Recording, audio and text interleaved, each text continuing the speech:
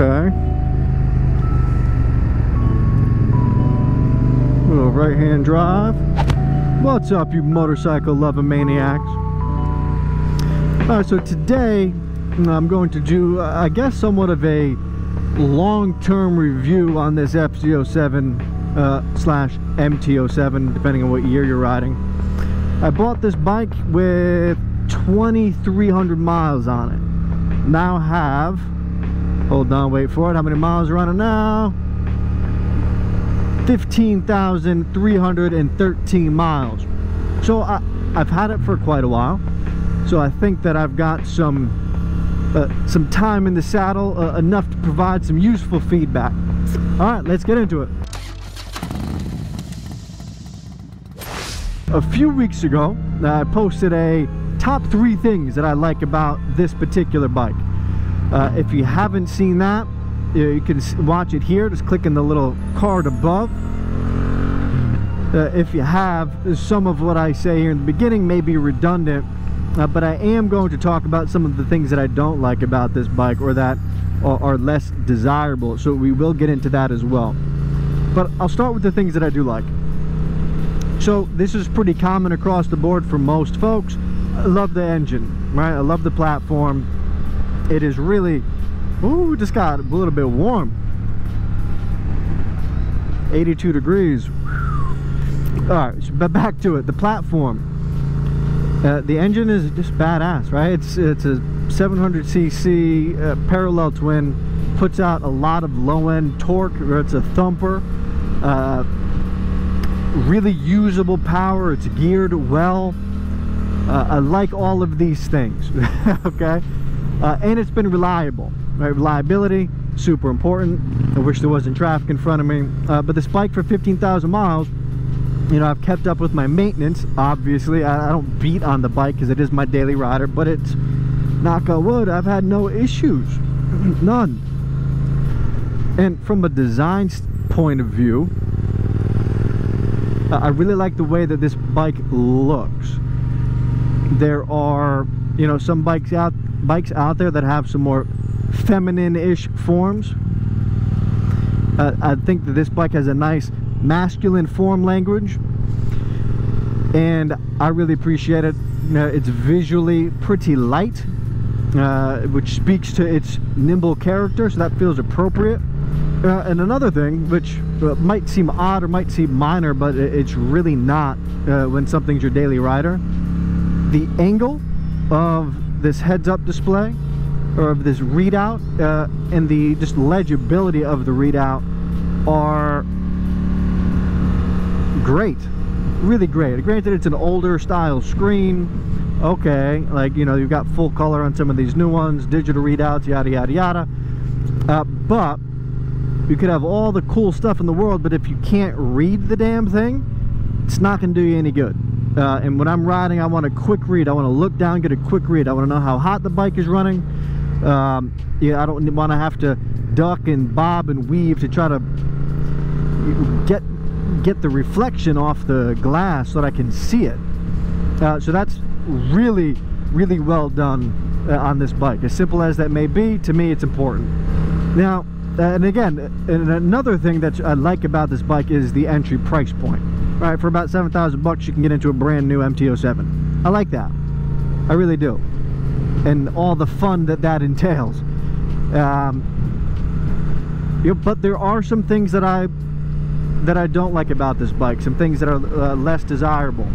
And for me, the main drawback on this bike personally, after coming off of a couple street bikes, or a few street bikes really, this bike gets really squirrely at higher speeds. Yeah, it just doesn't, like, you hit like little over 100, 110, something like that, and it starts to wobble up front because it has a pretty steep rake or trail angle. So that's not ideal. At speed, this bike doesn't like to be up in that higher mile-per-hour range. So that's a definite drawback of this bike. It's actually kind of unsafe at higher speeds. And so along with this kind of squirreliness you get at high speeds, granted, this is an entry point bike, so this might be asking a little bit much, but there's no steering damper. Right, so there's nothing to combat that type of wobbliness at speed. And who knows, maybe it's Yamaha just saying to its riders, don't take this bike over $110. Yeah, okay, great. But that's not a deal breaker. It's not something that I expect a $7,000 bike to have, but it would be nice. Couple, you know, because it is a $7,000 bike essentially, there's some cheaper elements here. You know, the mirrors, while the visibility is good, they have started coming loose a little bit now after 15,000 miles. Not much, but a little bit, or they're moving around just a bit.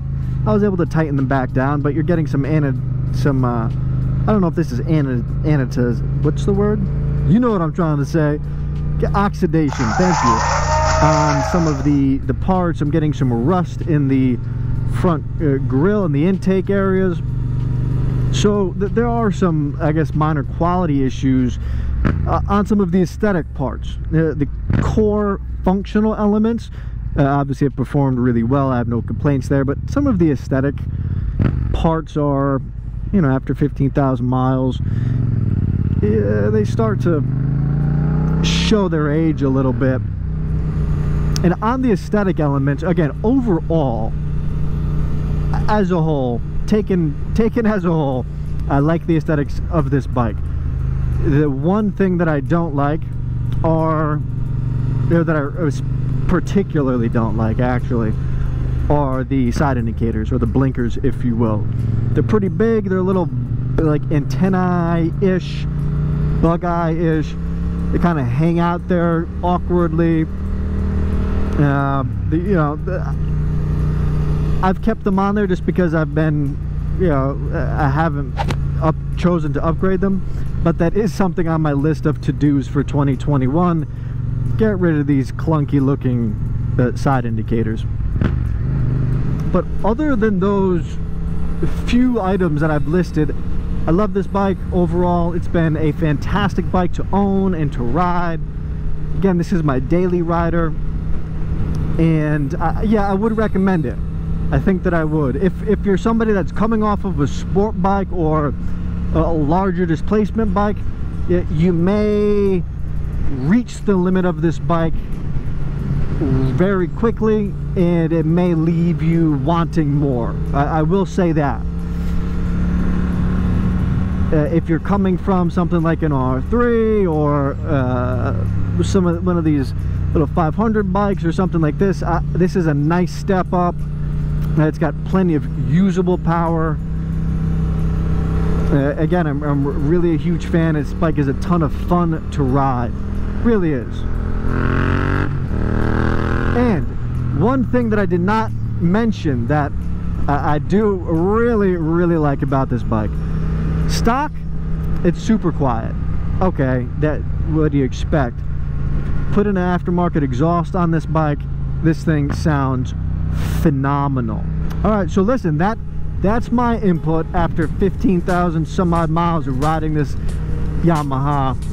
I hope that helps you make a buying decision or a selling decision, whatever.